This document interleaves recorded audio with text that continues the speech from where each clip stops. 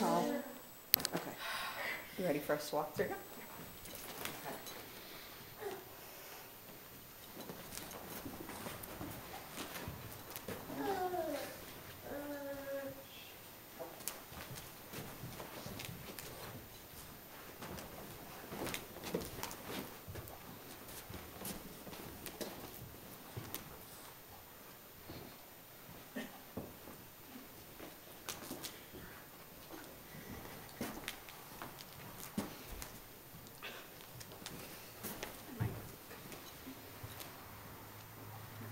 My name is Heather Reynolds, and this is my process speech for Comm 101 80N. I would like to inform you about a recipe that has been passed down through my family for generations. My grandmother used to make these every year around the holidays, and they became my favorite dessert.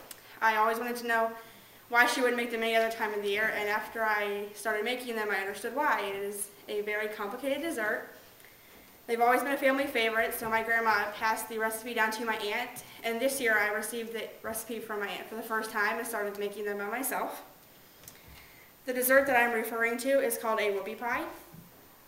A whoopie pie is a baked good. It's made of two round, mound-shaped chocolate cake-like pieces of chocolate, kind of like a cake or a cookie combined. It has a sweet, creamy filling and is sandwiched between the two cookies. According to food historians, in a Wikipedia article, this was an Amish tradition. Amish women would bake these and they would put them in the lunch boxes of children and farmers. And when they would open their lunch boxes, they would be so excited after a long day that they would shout whoopee, and that's why the name came to be whoopie pie. I would like to now tell you how you can make these whoopie pies. The first step in making a whoopie pie is to preheat the oven to 350 degrees. You will need 4 bowls in order to make these. In the first bowl, you'll beat a half a cup of shortening and 1 cup of sugar on high with a mixer until it's light and fluffy. You will then add 1 egg and 1 egg yolk, and you will mix this on high until it is all mixed well.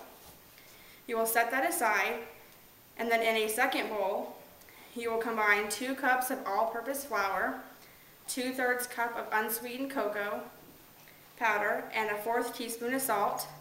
You do not have to mix this with a mixer. I usually just take a fork and mix it really well. You'll then set that aside with the second bowl.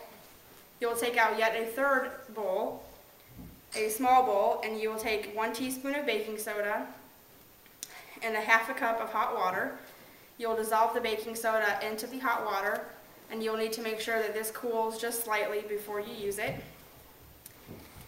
You will then take the flour mixture and the soda mixture, mix that together, just with a spoon, and then you will add that mixture to the cream mixture, which is the first bowl that you started out with. You'll mix that together, and then you'll add 2/3 cup of buttermilk to that. You will need to mix that together with a spoon. I don't use the mixer, you just need to use a regular spoon, and it'll be really thick when you get finished with it. But you need to mix it until it's very well mixed. After you have done this, you are then ready to bake the whoopie pies. You need to get some ungreased cookie sheets. It's very important that the cookie sheets are ungreased, because if they are greased, the cookies do not hold their shape and they flatten out.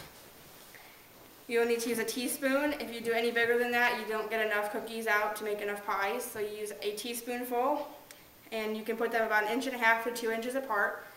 They do hold their shape well in the oven, so you can put them closer. I usually get about 13 or so cookies on a small cookie sheet. You'll then need to bake these at 350 degrees for 8 to 10 minutes.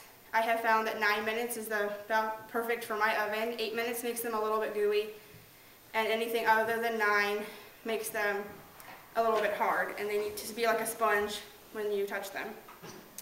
After they have baked and you've baked all your cookies, you will need to take them off the cookie sheets, and you will put them on wire racks to cool. While these cookies are cooling, you will then want to start making the filling that goes in between the cookies. You need to take out a small bowl for this. You will combine 2 cups of sifted powdered sugar, and you will take 1 egg white and 1 teaspoon of vanilla extract, and you will mix all this in a bowl.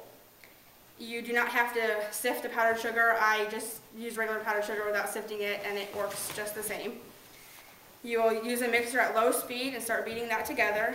And as you are beating that with a mixer at low speed, you will gradually add 1/4 cup of butter that has been softened and 1/2 cup of shortening. And you will then turn up the mixer to high speed, and you will continue to mix this until it is light and fluffy. You are now ready to assemble the whoopie pie. You will need to take this filling and spread it on the bottom of one cookie, usually about a tablespoon or a little more than that, depending on how much. If you use more than that, then you won't have enough filling to make all the pies. So it's about a tablespoon. You will then top with another cookie. These will need to be stored in the refrigerator. They cannot be stored at room temperature. They have to be kept cold. These make about 2 dozen whoopie pies. I have found that mine usually make about 20 or 21 or so pies, which is about 40 cookies. You are able to freeze whoopie pies. You can place them in a large freezer bag or plastic wrap. To thaw them, you just simply take them out and put them in the refrigerator, or you can thaw them out on the counter for a couple hours. This is what a finished product looks like. They are extremely good, but they're not the best looking dessert. This is what one looks like. I have found that these are also my favorite dessert, but I also found that if you are on a diet, these are probably not the best things to have. Each whoopie pie contains about 700 calories, so they are not the best for diets. I hope you have enjoyed this, and now you can go out and make your own. Thank you.